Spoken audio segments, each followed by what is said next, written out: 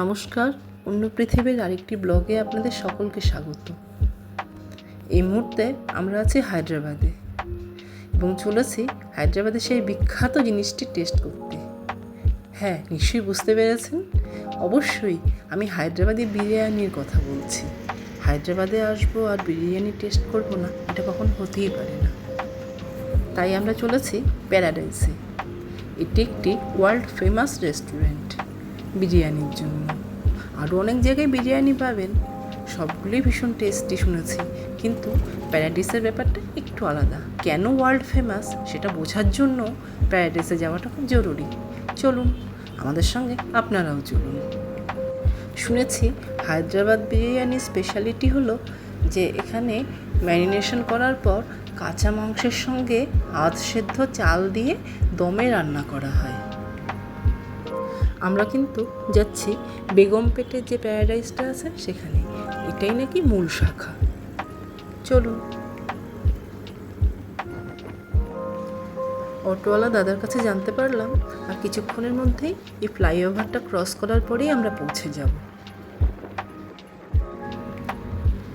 Paradise নিয়ে একটু খোঁজখবর করতেই জানতে পারলাম যে এই প্যারাডাইস তৈরি হয়েছিল 1953 সালে।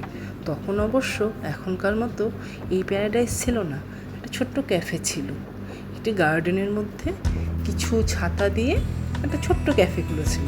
তখন প্যারাডাইস সিনেমা হল ছিল পাশে। মূলত যারা সিনেমা দেখতে আসতেন তারাই এখানে টুকটাক জলখাবার খেতেন।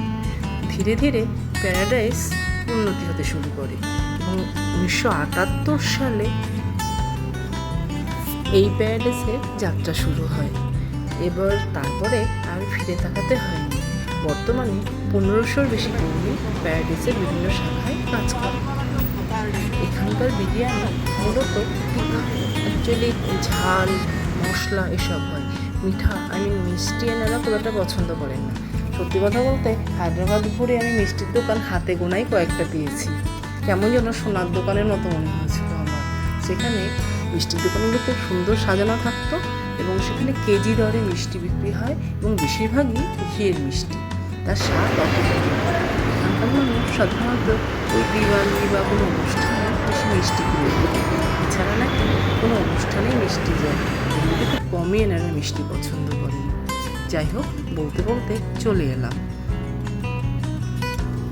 প্যারাডাইসে ঢোকার মুখে কিছু ছবি আপনাদের দেখালাম। এই ছবিগুলো হচ্ছে সেই সময়কার ছবি। এখানে অনেক বিখ্যাত মানুষ এসে প্যারাডাইসে খাবার খেয়ে গেছেন এবং তাদের ছবি এবং তাদের ডেসক্রিপশন খুব ভালোভাবেই দেওয়া আছে। আর কোনো সময় আসলে সময় সুযোগ করে একটু বেশি সময় ধরে দেখাবো। এখানে এসেই এত সুন্দর সাজানো গোছানো পরিবেশ এবং এত আতিথেয়তায় আমরা মুগ্ধ। ওনারা আমাদের বললেন যে বিরিয়ানির সঙ্গে আরও অনেক খাবারই আমরা পেতে পারি।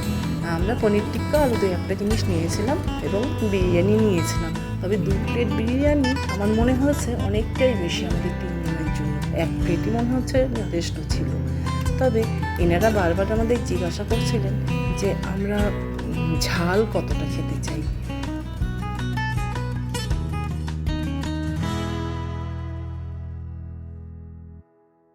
এনাদের সঙ্গে কথা বলে কিন্তু বেশ বুঝতে পারছিলাম যে এনারা প্রচুর ঝাল মশলা খেতে পছন্দ করেন। আমরা তাই বলেছিলাম যে এমনিতে আপনারা নর্মাল খাবারে যা দেন তার হাফেরও কম দেবেন। কিন্তু সত্যি কথা বলতে কি, ওনারা হাফেরও কম দিয়েছিলেন, তাতেই আমাদের যে ঝাল লেগেছিল সে আর বলার নাই। তবে খেতে অপূর্ব, অতুলনীয়, বলার মতো না। একবার টেস্ট করলেই এর স্বাদটা বোঝা যায় কেন এটি ওয়ার্ল্ড ফেমাস। তবে এই ঝালটাকে মিনিমাইজ করার জন্য এবং টেস্টটা বাড়ানোর জন্য এনারা কিন্তু বিরিয়ানির সঙ্গে অনেক কিছুই দেন। রায়তা, আরও 2-3 ধরনের কারি দিয়েছিলেন, স্যালাড তো দিয়েছিলেনই। এখানে এসে কিন্তু বিরিয়ানি সম্বন্ধে আমার ধারণাটাই পাল্টে গিয়েছে। এক কথায় অপূর্ব, মুখে দিলেই যেন মিশে যাচ্ছিল। চারদিকটা একটু ঘুরে ফিরে দেখছিলাম। ঘোরার সময় লক্ষ্য করলাম যে এনারা অনেক পুরস্কার পেয়েছেন। যেমন ধরুন 2017-তে লিমকা বুক অফ ওয়ার্ল্ডে, তারপরে হচ্ছে 1918-তে, 1919-এও কিছু পুরস্কার পেয়েছেন ওনারা। এছাড়াও আরও অনেক অনেক পুরস্কার এনারা পেয়েছেন, ইভেন তেলেঙ্গানা গভর্নমেন্টের কাছ থেকেও পেয়েছেন। এবং কিছু বিদেশি যারা এসেছিলেন তারাও বিভিন্ন রকম কমেন্ট বক্সে কমেন্ট করে গেছেন। আমাদের এই ভারতীয় খাবার যে সারা বিশ্বে এতটাই প্রসিদ্ধ, শুনলেও ভালো লাগে। আমি বলবো হায়দ্রাবাদে আপনারা আসলে অবশ্যই একবার টেস্ট করে যাবেন। যদি ভিডিওটা ভালো লেগে থাকে অবশ্যই পাশে থাকবেন। টাটা।